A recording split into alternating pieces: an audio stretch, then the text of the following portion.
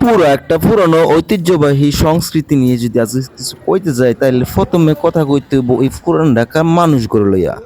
আর আপনার এই ছোট মাথা দিয়ে যদি আপনি তাদেরকে বিচার বিশ্লেষণ করতে যান তাহলে প্রথমেই যেটা করতে হইব তাদের খাবার এবং তাদের জীবনযাপন যে কতটা উন্নত মানের এবং আমরা আধুনিক ঢাকাইয়া হওয়ার পরও যে কতটা ফিসায় রয়েছি পুরান ঢাকাইয়াগুলোর থেকে, তাই আজকে আপনাদেরকে এই ভিডিওর মাধ্যমে দেখানো হইব।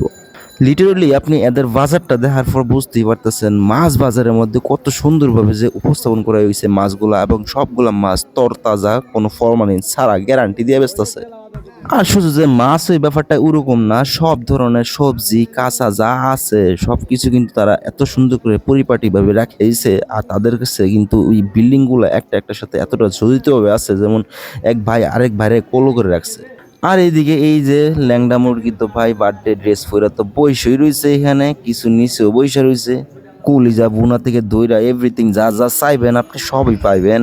বিশেষ করে পুরান ঢাকার মানুষ কিন্তু খাবার নিয়ে খুবই সচেতন। তা করে